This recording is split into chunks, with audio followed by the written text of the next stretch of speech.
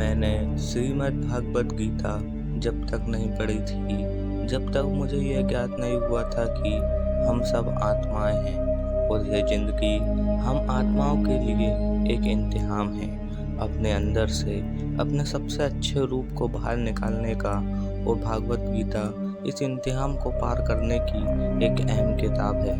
भागवत गीता में 18 अध्याय हैं और यह संस्कृत भाषा में परमात्मा द्वारा दी गई है। समय के साथ साथ संस्कृत भाषा रोजमर्रा की जिंदगी से निकल गई और यह ज्ञान मनुष्य के लिए दूर हो गया। समय समय पर भागवत गीता के साधारण अक्षरों में अनुवाद किया गया। इसी कोशिश को आगे बढ़ाते हुए आने वाले 9 मिनटों में भगवत गीता के कुछ अहम हिस्सों को अपने गुरु के आशीर्वाद से एक आसान रूप में मैं आपके साथ प्रस्तुत कर रहा हूँ।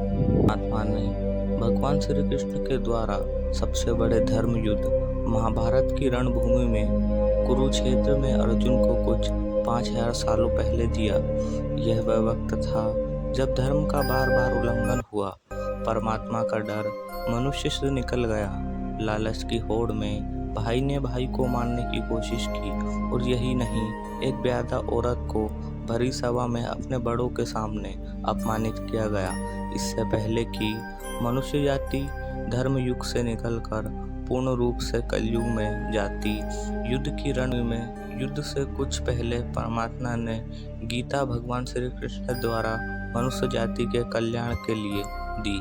बाइबिल, कुरान, सुर ग्रंथ, गुरु ग्रंथ साहिब परमात्मा द्वारा दी गई किताबें हैं, जो कि एक धर्म के लिए ही नहीं बल्कि पूरी मनुष्य जाति के लिए है, पूरी इंसानियत के लिए है, सब आत्माओं के लिए है, क्योंकि यह आत्मा को परमात्मा के बारे में, सृष्टि का बारे में और सबसे अहम कायदे कानूनों के बारे में समझाती है, जिनका आत्मा को मनुष्य के रूप में हर हाल में पालन करना होगा, रक्षा करनी होगी और इन्हीं कायदों की बुनियाद पर आत्मा को शरीर त्यागने के बाद परखा जाएगा और इस परीक्षा में पास होने पर हमेशा के लिए जन्म और मृत्यु से मुक्ति मिले। परमात्मा भगवत गीता में कहते हैं कि मैं ही सबकी शुरुआत हूँ, मैं ही सबसे पहले था और मैं ही सब खत्म होने के बाद भी रहूँगा। सब मुझ में है और मैं सब हूँ।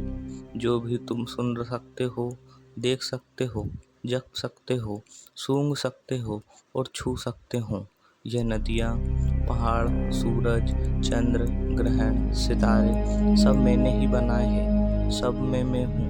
भगवान, शैतान, राक्षस और इंसान भी मैंने ही बनाए हैं। मैं हूँ और मैं ही सब हूँ। ब्रह्मा बनकर सब बनाता हूँ और रुद्र बनकर सबको नष्ट भी कर देता हूँ। यह सृष्टि यूं ही बनाता और तोड़ता रहूँगा ताकि आत्माओं को मौके मिल सके जन्म और मृत्यु से एक दिन मोक्ष पाने को, हमेशा के लिए परमात्मा के साथ रहने को। भगवत गीता कहती है कि सबसे बड़ी परीक्षा के लिए परमात्मा ने प्रकृति का निर्माण 5 तत्वों से किया, हवा, अग्नि, जल, पृथ्वी, जिन्हें हम देख सकते हैं और आत्मा खुद इन इंद्रियों की समझ से बाहर है, क्योंकि आत्मा इन इंद्रियों को नहीं जान सकती। आत्मा 5 इंद्रियों के साथ वैसे ही है जैसे लोहे का एक रोबोट, जिसे अपने बनाने वाले का कोई पता नहीं होता। अर्जुन को भी परमात्मा का विराट रूप देखने के लिए भगवान श्री कृष्ण ने दिव्य नेत्र दिए थे। भागवत गीता समझाती है कि आत्मा अजन्मी है, जिसे कोई मार नहीं सकता, कोई जला नहीं सकता, कोई डुबा नहीं सकता और कोई काट नहीं सकता। लेकिन आत्मा को परमात्मा के साथ हमेशा रहने के लिए यह परीक्षा रूपी जीवन में बैठना ही पड़ेगा। इस परीक्षा के लिए परमात्मा से बिछड़ के आत्मा को पृथ्वी पर किसी न किसी रूप में जन्म लेना ही पड़ता है और 88 करोड़ योनियों को जीने और मरने के बाद एक आत्मा को मनुष्य का शरीर और दिमाग मिलता है। इन सबसे बड़ी मर्यादाओं की परीक्षा में बैठने के लिए हर मनुष्य को इस परीक्षा के दौरान कई तरह की अच्छी बुरी भावनाओं के चक्कर में अपने ही भाई बहन मित्रों के साथ डाला जाता है, जिसमें हर आत्मा को अपने अंदर से तामसिक और राजसिक गुणों से निकलकर सात्विक जीवन में प्रवेश करने के मौके मिलते हैं। हमारे तामसिक गुण वो है जो हमारे अंदर हीन भावना पैदा करके हमें खुद को उदास और नुकसान पहुंचाते हैं, और हमारे राजसिक गुण हमें शालू और रूढ़ी बनाकर दूसरों के प्रति नुकसान पहुंचा न सके। परीक्षा के दौरान हर आत्मा को तामसिक राजसिक गुणों को खत्म करके अपने सात्विक गुणों से परिचित होना पड़ता है। सात्विक गुण वो है जो आत्मा को अपने आसपास की हर चीज से जुड़े और उन्हें प्यार करना सिखाते हैं। परीक्षा के दौरान हर आत्मा को जीवन के चारों स्तंभ धर्म, अर्थ, काम, मोक्ष का ज्ञान पाकर ही मुक्ति मिलती है। ही वह द्वार है जिससे आत्मा परमात्मा को समझ सकती है। धर्म पहला स्तंभ है धर्म का, और शेर इसका प्रतीक है। धर्म वही है जो गीता में लिखा हुआ है, वेदों में लिखा हुआ है, गुरु ग्रंथ साहिब इत्यादि पुराणों में लिखा हुआ है। धर्म वही है जो धारण किया जा सकता है, जिसे आपका दिल मांगता है, जैसे झूठ नहीं बोलना, चोरी नहीं करना, भगवान का निरादर नहीं करना, दूसरों को नुकसान नहीं पहुंचाना। यही सब धर्म है, और हर आत्मा को अपने जीवन काल में समय धर्म का पालन करना होता है, उसकी रक्षा करनी होती है। दूसरा द्वार होता है अर्थ का, और घोड़ा इसका प्रतीक है, और आत्मा अपने हर जीवन काल में अपनी पृथ्वी पर होने का अर्थ एवं मूल कारण को समझेगी। जिंदगी से भोगने वाले चीज़ों जैसे रिश्तों का आनंद, बेटा अच्छा हो, बेटी अच्छी हो, बहन अच्छी हो, पति अच्छी हो या फिर पत्नी अच्छी हो आदि रिश्तों पर खरा उतरेगा। इस परीक्षा को पास करने में तीसरा द्वार आता है काम का। भागवत गीता समझाती है कि हर मनुष्य के अंदर काम, क्रोध, लोभ, मोह, अहंकार, ईर्ष्या जैसी भावनाओं और दूसरों के प्रति नुकसान पहुंचाता है। इस भावनाओं को हमेशा अपने नियंत्रण में रखना होगा, क्योंकि इनके बहकावे में कुछ गया कार्य हमेशा परेशानी का कारण बन सकता है, और यह इन भावनाओं पर हमेशा के लिए नियंत्रण पा सकती है। चौथा स्तंभ है मोक्ष का, और हाथी इसका प्रतीक है। इस परीक्षा रूपी जीवन में हर मनुष्य पल भर में सभी इच्छाएं रखता है। अगर वह कुछ इच्छाएं रखे ही नहीं तो उसका इस पृथ्वी पर जन्म और मृत्यु नहीं हो, उसको मोक्ष मिल सकता है। भागवत गीता समझाती है कि हमारी इच्छाएं ही है मूल कारण। हम कोई इच्छा ही न रखें तो इस पृथ्वी से और इस जीवन से मुक्ति हो सकती है। यह और अगला द्वार आता है माफ़ी का।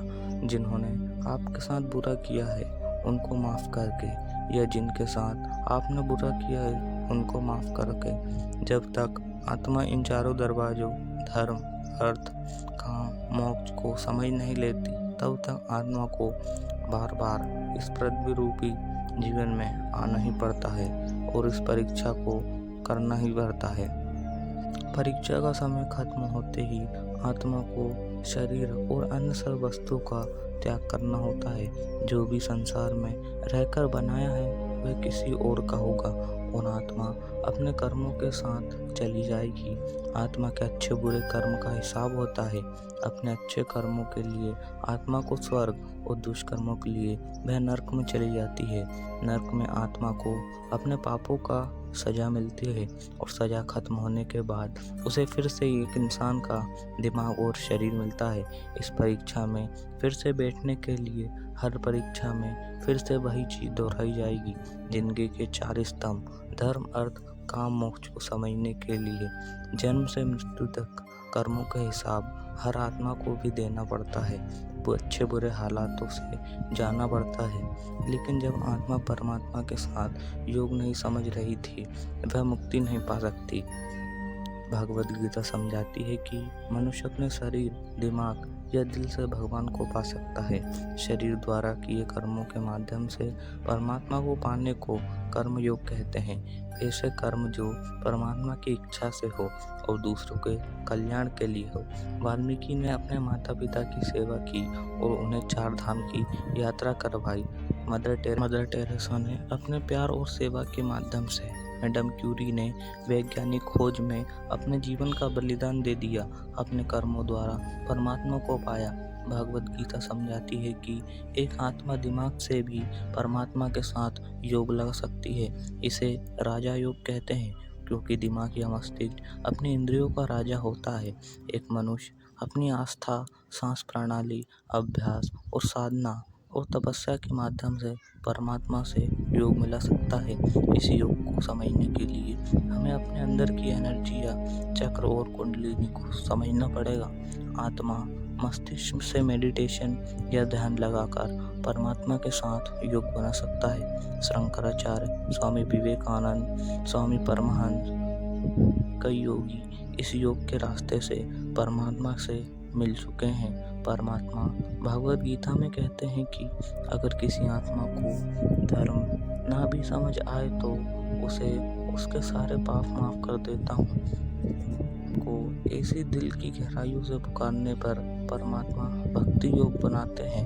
मीराबाई और भगवान हनुमान इस योग के सबसे बड़े उदाहरण हैं। लेकिन कभी आत्मा अपने होने का मूल कारण भूलकर धर्म का उल्लंघन करे या पाप के रास्ते पर चले तो उसे ठीक करने के लिए परमात्मा को खुद इस पृथ्वी पर जन्म लेना पड़ता है। आइए श्रीमद् भागवत गीता, गुरु ग्रंथ साहिब और बाइबल पुराण में किसी भी किताब को पढ़कर इस जिंदगी के असली मायने को समझा जा सकता है। तो मित्रों, आज की वीडियो में नहीं, अगर वीडियो पसंद आए वीडियो को लाइक, चैनल को सब्सक्राइब कर बेल आइकन प्रेस कर दें जिससे मैं नई वीडियो आप तक जल्द से जल्द पहुंच जाए। धन्यवाद।